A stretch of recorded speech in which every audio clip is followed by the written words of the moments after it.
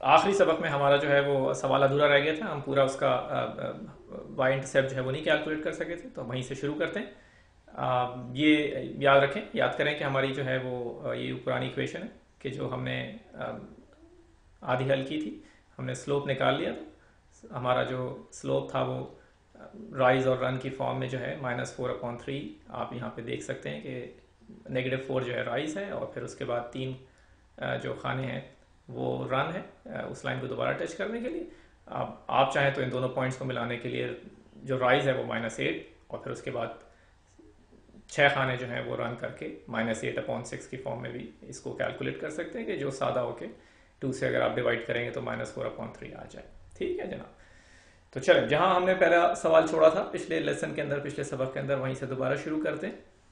तो हमने जैसे पहले किया था कि हम b की वैल्यू निकालने के लिए कोई भी एक पॉइंट इस लाइन के ऊपर ले लेते हैं। हमारे पास पहले से 2 पॉइंट्स हमें मालूम है जो इस लाइन पे मौजूद है, कोई सा भी एक पॉइंट इनमें से ले लें और उससे y और x की वैल्यूज लेके और इसमें हम लगा दें।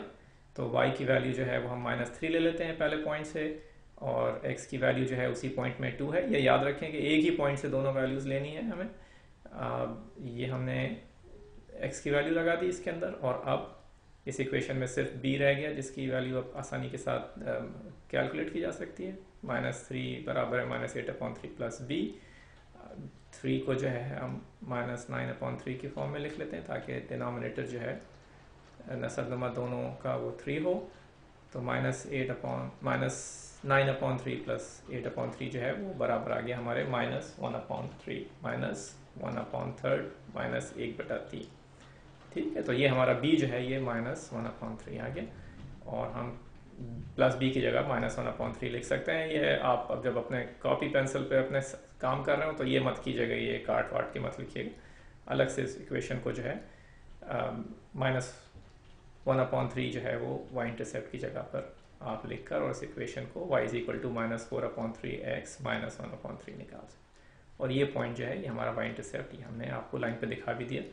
-1/3 y की वैल्यू और x की वैल्यू 0 होगी, क्योंकि ये y इंटरसेप्ट की जो डेफिनेशन है, जो तारीफ है, उसमें जब लाइन y को जिस जगह पे कट करती है वो x, वहाँ पे जो x है उसकी वैल्यू 0 होती है। ठीक है, चलें एक सवाल और कर लेते हैं। सलमान खान साहब जो हैं उनका कहना ये है कि उनकी बेगम जो हैं वो डॉक्टर हैं और रेजिडेंसी कर रही हैं, तो उनके पास टाइम ही टाइम है, क्योंकि वो बेगम हॉस्पिटल में होती हैं। तो चलें, उनके पास बहुत टाइम है सवाल हल करने का, तो एक सवाल उनसे और ले लेते हैं। पॉइंट जो है वो हम 2 ले लेते हैं। एक पॉइंट हमारा जो है -8 और 5 हो गया, और दूसरा पॉइंट जो है वो 2 और 0 y की वैल्यू रख लेते हैं। चले वहाँ पर, ठीक है जनाब, अच्छा है, एक मज़ेदार सा एक पॉइंट हो गया। चल इनको जो है हम पहले ग्राफ कर लेते हैं। तो पहले -8 के लिए उल्टे हाथ पे x एक्सिस के ऊपर 8 खाने और फिर 5 ऊपर, क्योंकि y +5 है। ये आ गया हमारा पॉइंट -8 और 5।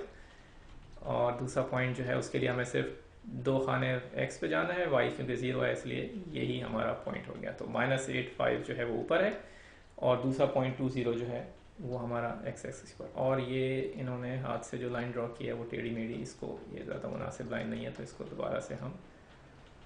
दोबारा से एक सही लाइन जो है सीधी वो खींच लेते हैं और दूसरी तरफ से इसको एक्सटेंड कर देते हैं। ठीक है, ये जो टेढ़ी मेढ़ी लाइन है इसको आप बिल्कुल बिल्कुल भूल जाएं कि यहाँ पर है।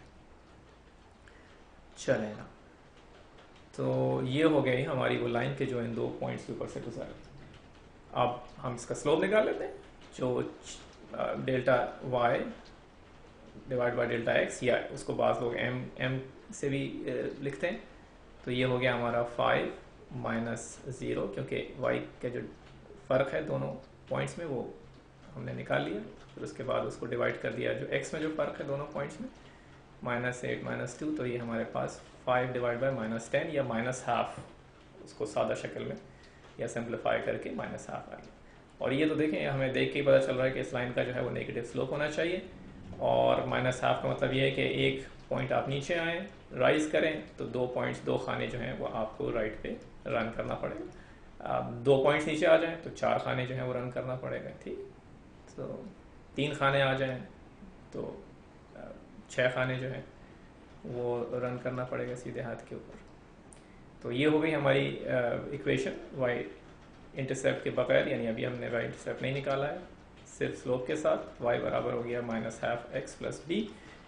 एक पॉइंट ले लें 2 0, उस x और y की वैल्यूज़ वहाँ से लेके इसमें डाल दें और b की वैल्यू जो है वो आसानी के साथ हम अब कैलकुलेट कर सकते हैं। तो हमारे b की वैल्यू जो है वो 1 आ गई इस तरह से, और लाइन की इक्वेशन हो गई y = -12x प्लस 1। ठीक, और इसको आप जो हमारी जो ड्रॉ हुई हुई है लाइन ग्राफ पेपर के ऊपर, उससे भी कंपेयर करके देख सकते हैं कि वाई इंटरसेप्ट वाकई हमें 0 1 के ऊपर नज़र आ रहा। ठीक है, तो हमारी जो कैलकुलेशंस हैं वो हमें नज़र आ रही हैं कि वो ग्राफ पे जो हमारी लाइन है वो बिल्कुल उन कैलकुलेशंस के मुताबिक है। और हमारा जो स्लोप है वो हम पहले ही बता चुके हैं आपको कि उसमें राइज एंड रन में -1 अगर राइज है और 2 पॉइंट्स या 2 खाने अगर आप रन करें तो लाइन के किसी भी पॉइंट से आप दूसरे किसी भी पॉइंट के ऊपर उसी लाइन पे वापस आ सकते हैं। ठीक है ना, तो हमने काफ़ी स्लोप के और वाई इंटरसेप्ट के प्रॉब्लम्स जो हैं वो आपके सामने हल करके दिखाए। उम्मीद है कि अब आप खुद से अपने ये सवाल हल कर सकेंगे। जाइए और मज़े कीजिए।